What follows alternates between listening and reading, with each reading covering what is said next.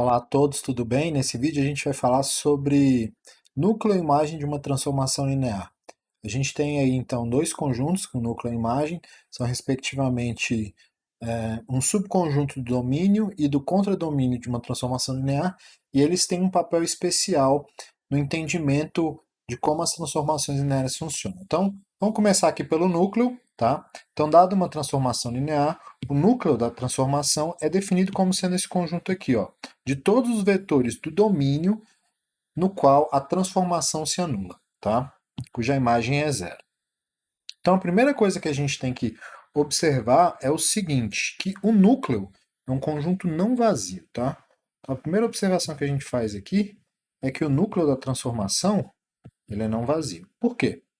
Porque a transformação linear ela sempre leva o zero no zero, como a gente viu na aula passada, tá?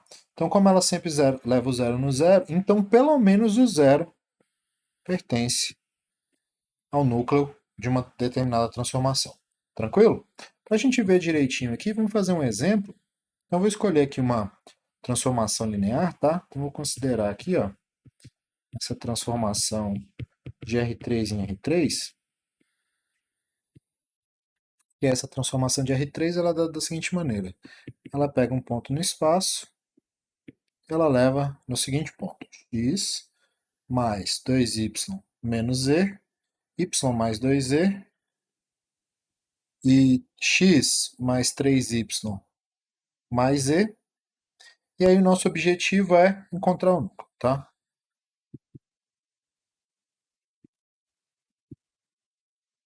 Determinar o núcleo dessa transformação aqui.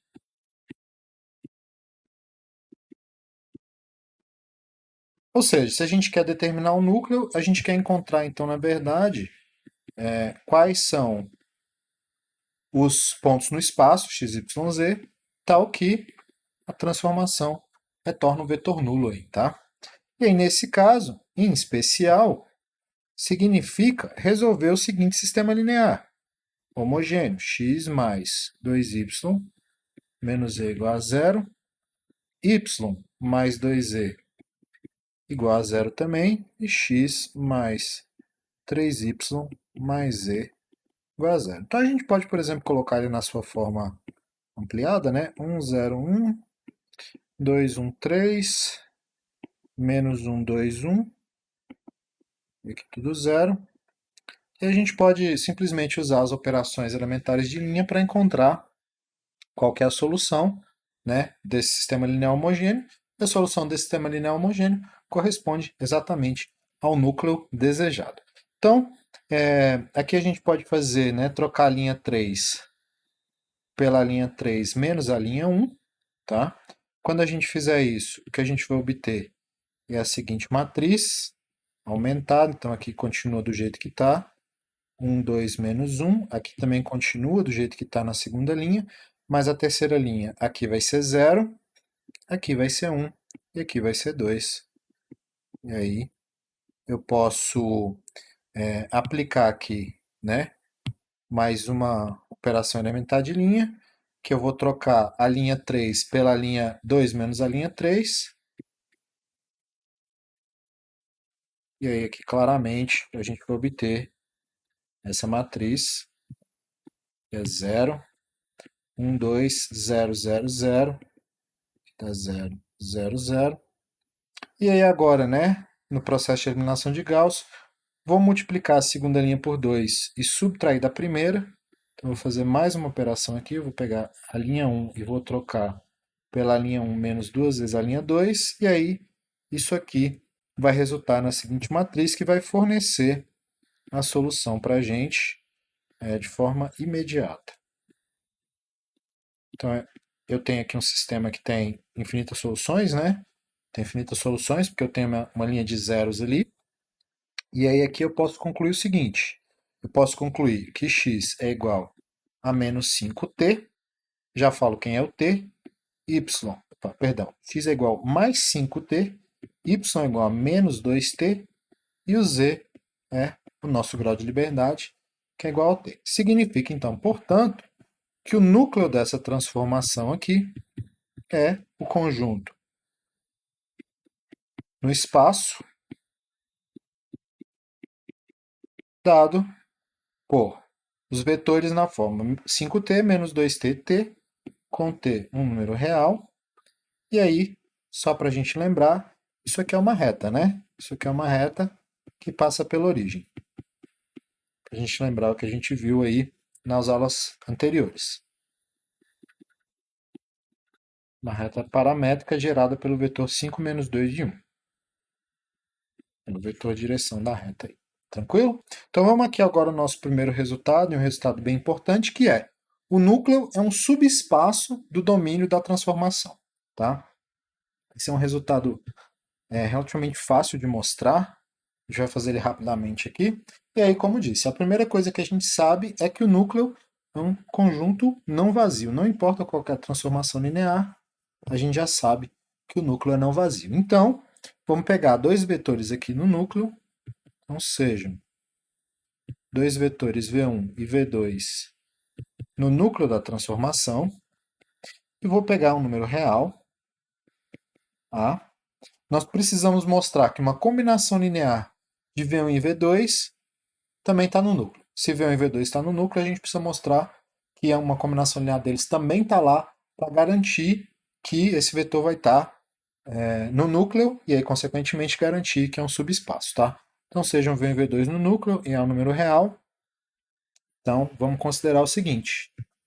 Vamos considerar a transformação na combinação linear A, V1, V1 mais A, V2. Se eu conseguir mostrar que isso aqui é zero, significa que V1 mais AV2 está no núcleo e, consequentemente, V1 mais AV2 vai estar no núcleo. Beleza? E aí, então, isso aqui vai dar o seguinte. Isso aqui vai dar, como essa transformação é linear, T de V1 mais A, T de V2. Como V1 e V2 estão no núcleo, cada um desses caras aqui é zero. Então, isso aqui é zero. Isso aqui é zero, porque ambos estão no núcleo da transformação. Então, isso aqui vai dar 0 mais A vezes 0, claramente dá 0. Então, portanto, esse vetor V1 mais A V2 é um vetor no núcleo da transformação. E aí, portanto, eu posso garantir, então, que o núcleo da transformação é um subespaço do domínio da transformação. Beleza? Um outro resultado importante que está associado ao núcleo é essa proposição que você está vendo aí na tela, que é o que diz o seguinte, que a injetividade de uma transformação linear está ligada diretamente à quantidade de elementos que tem no núcleo. Uma transformação linear ela é injetiva se e somente se o núcleo só contém o zero, beleza? E aí aqui a gente vai mostrar também. Não é difícil de mostrar, aqui tem dois caminhos, né? Tem uma ida e uma volta. A ida é imediata, então se T é injetiva,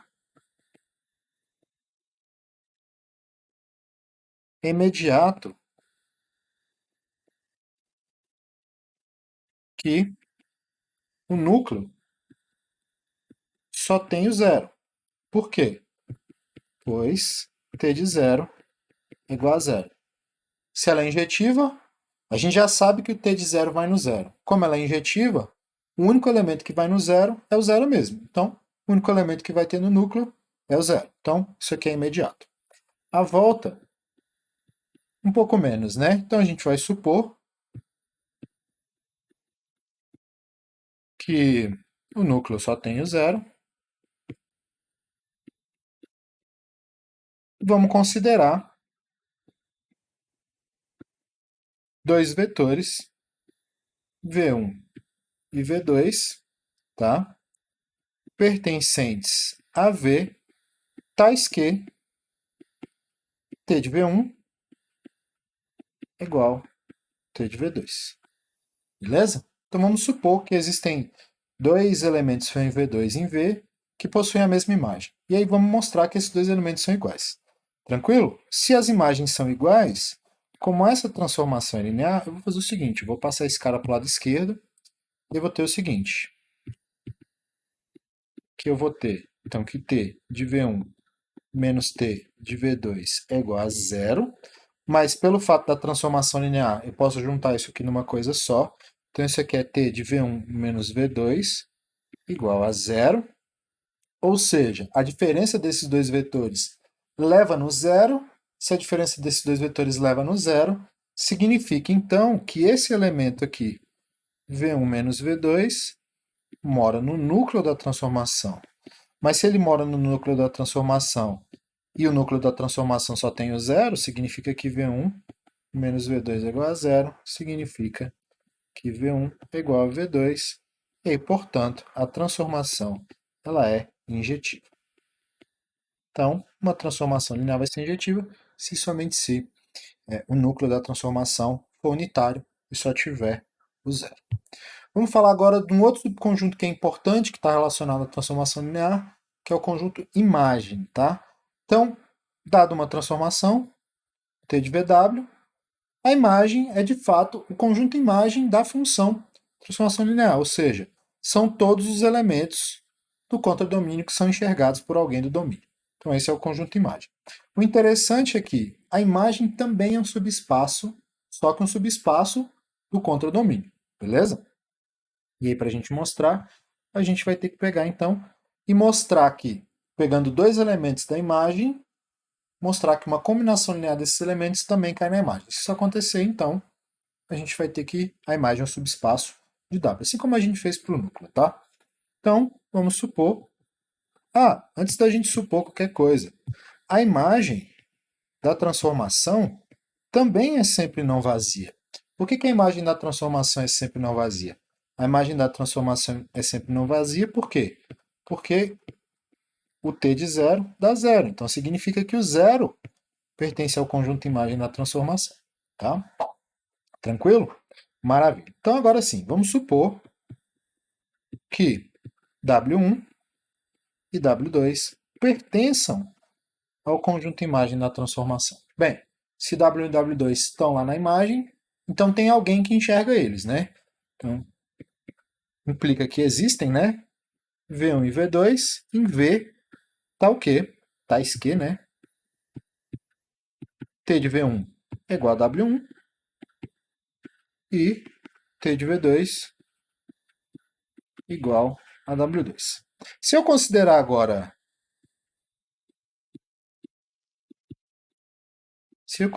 aqui agora um número real qualquer A, então vai acontecer o seguinte. Então, se eu pegar uma combinação linear de W1 mais A W2, isso aqui, na verdade, equivale a T de V1 mais A T de V2, mas essa transformação é linear. Se ela é linear, eu posso colocar todo mundo lá dentro. Então, aqui dá T de V1 mais A V2. Significa, então, que este camarada que está aqui, ele é enxergado por esse elemento que está lá no domínio. Então, significa que este camarada também é imagem, tá certo? Então, portanto, W1 mais A W2 pertence ao conjunto imagem da transformação, porque esse camarada aí, W1 mais A W2, ele é imagem de V1 mais AV2. E aí, portanto, a gente pode concluir que a imagem de T é subespaço de W, que afinal de contas ele é um subconjunto de W. Perfeito? Maravilha. E aí, o último teoreminha aqui, lendo o que está escrito aqui. Se eu tenho uma transformação de V e W e um conjunto de geradores do conjunto domínio, tá? Então, a imagem desse conjunto de geradores do domínio é um conjunto gerador da imagem, beleza? Então, para a gente acabar, a gente vai demonstrar esse teorema aqui rapidamente, vai fazer um exemplo, beleza? Então, vamos lá. Então, eu vou pegar aqui, ó, um W na imagem, ok? E supor que V seja um elemento de V, tal que transformação de V seja W. Perfeito? Mas a gente sabe o seguinte, a gente sabe que o V ele é gerado por esse conjunto aqui, ó. Se ele é gerado por esse conjunto, ele é uma combinação linear daqueles vetores ali. Então, V ele é A1, V1, mais etc. A2, V2, mais A3, V3, até o AN, VN. certo? E assim a gente pode concluir o seguinte. Com isso aqui a gente conclui que W, que é o T de V, na verdade ele é A1T de V1 mais A2T de V2 mais etc. ANT de Vn, tá correto? Ou seja, o W é uma combinação linear